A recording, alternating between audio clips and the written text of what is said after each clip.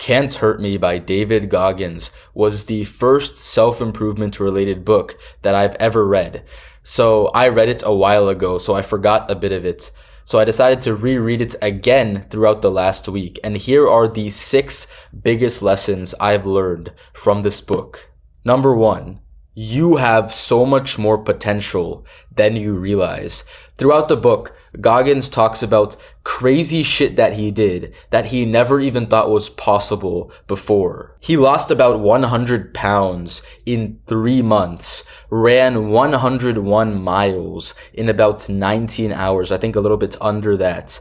And he went through 3 hell weeks in basic underwater demolition, SEAL, or BUDS training. If you read the book before, then you probably remember these things, but if you haven't, that's fine. Just know that Goggins did really fucking challenging things, and he realized that he could take a lot more pain and suffering than he thought. He believes that even though all of us technically have some genetic limitation, the actual limit of our capabilities is much, much higher than we think. He uses his 40% rule to describe this, which is basically that when you think you're so fucking done with something, you think that you've done all that you can, you think you've reached your maximum potential, that actually means that you've used 40% of your full potential, and 60% is still left in the tank. That is how much potential we all have. We all have the ability to just keep pushing forward until we break through and catch a second wind and start using some of that 60% that's left. Number 2, life is a mind game that you play with yourself forever. The entirety of your life is defined by how you think about your life. Your thoughts determine your life. Goggins explains this by saying that life is a mind game that you play with yourself forever. It's all in your mind. Everyone around you, as important as it is to have close relationships with other people for general life satisfaction, the actual biggest chunk of your quality of life depends on you and your decisions, and in Goggins' case, finding out all the amazing things that you're capable of achieving. I agree with him on this. I think that achieving things are the most important part of a man's life. Nowadays, more and more people are starting to ignore achievement, saying like, oh no, you don't have to achieve anything to be happy in life, which is a fucking lie, because if you have a mission and purpose in life, fulfilling those things is achieving things. It's not about a trophy or a prize or whatever. It's about setting goals and smashing them. And whether you smash them or not, it all depends on what's happening up here. Do you believe you have what it takes to achieve your goals? Goggins certainly did. Goggins ran on fucking broken legs, which you would think is impossible, but he believed he could do it, so he did it. Running on broken legs is possible as long as you don't think that it's impossible. Number 3, pain and hardship make you stronger. In the book, Goggins brings up a couple times the importance of callousing your mind. The way he explains it is, you know how when you go to the gym for the first time, your hands kind of get fucked up from gripping the rough metal, and then over time, your hands build up a callus. A callus is a thick layer of skin over your hands so that it protects you from the metal.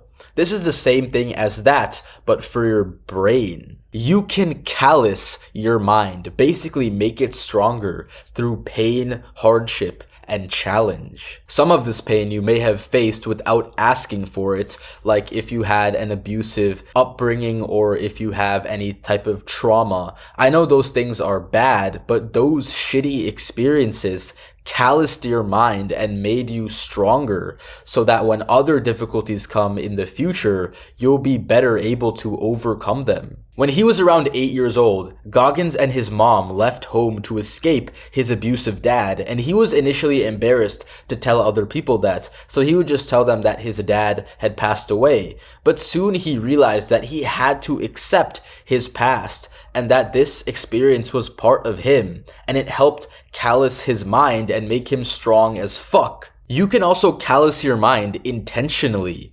All these challenges that Goggins overcame, like becoming a SEAL, running these ultra marathons, beating the Guinness World Records for the most pull-ups in 24 hours, finishing Army Ranger School, that was all parts of callousing his mind so that he could become the hardest man on earth with the hardest mind on earth. Number 4. Be real and hold yourself accountable. When Goggins was in high school, he was always trying to fit in and impress others, but when he came home and looked at himself in the mirror, he didn't like the person he saw. So he started a habit where he would look at himself eye to eye in the mirror and basically call himself out. And he would be extremely real with himself in these talks. Like, he would talk about the bad decisions that he's made and how he needs to get his shit together. He would write down on sticky notes goals and tasks that he has to accomplish to become the better version of himself, and he would stick them right on the mirror. He called it his accountability mirror. And he says that this is not supposed to be some self-love tactic, some compliment yourself shit. It's supposed to be real and dirty. You have to call yourself out for all the bullshit that you do. Doing that will inspire you to improve yourself. This is quite literally what David Goggins did for self-improvement, and it served him his entire life. So you definitely have to take this seriously and go make your own accountability mirror. Number 5, stand out like crazy. Goggins references a quote from Heraclitus, the Greek philosopher, which is, out of every 100 men, 10 shouldn't even be there, 80 are just targets, 9 are the real fighters, and we are lucky to have them, for they make the battle. Ah, but the one is a warrior, and he will bring the others back. Throughout his life, Goggins wants to be that one warrior, the best of the best in everything he does. That's why he's so extreme and does so many things that piss off normal average softies, because he wants to be the best. He wants to be the hardest man ever. That means doing things that would make anyone better, but most people don't want to do. Goggins writes about how, as a SEAL, he didn't really go out and socialize with the other guys. He just preferred to be alone and work out like crazy and learn new skills so that he could become the best SEAL ever. He wanted to be, as he writes, uncommon against uncommon. He wanted to be that one warrior, and he knew the sacrifices that he would have to make to become that. That includes having less fun and being less social. If you're not willing to make some of these sacrifices, then you don't want it bad enough. Number 6. Keep going and don't get comfortable. It's common to start relaxing and going easy on yourself right after you achieve a big goal. But don't celebrate too hard. Get back on the grind as soon as possible. When you achieve something, you're allowed to be happy and proud of yourself, but you're not allowed to get comfortable. Comfort is the enemy. I've said that in many of my videos. Comfort leads to degeneracy. Goggins is rarely comfortable, and he rarely wants to be comfortable. Even after achieving these crazy things, he never really got that much into the celebration. He just wanted to just keep going. That's how you must be when you achieve something. Celebrate a little bit, but then move on to the next task, the next goal. And do that until you die. This is lifelong shit. I'd say anyway, it's actually easier to just keep going after you've accomplished something.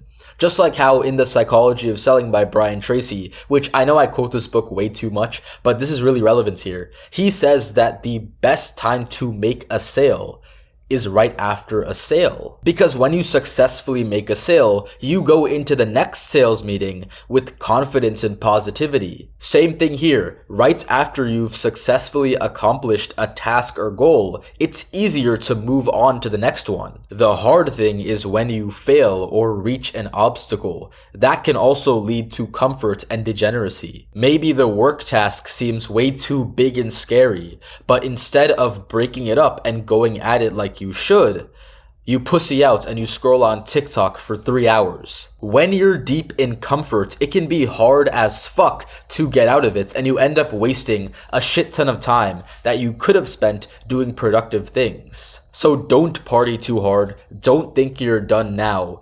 Keep going. You have so much more to achieve. So these are the 6 big lessons I've learned from Can't Hurt Me by David Goggins. Just to sum them up, you have so much more potential than you think. Life is a mind game that you play with yourself forever. Pain and hardship make you stronger.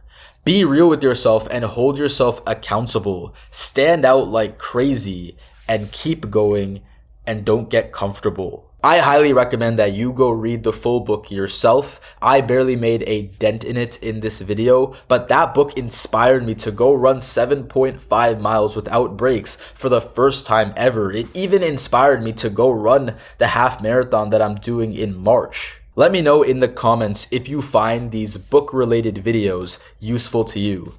And as always, this video won't change your life. You will.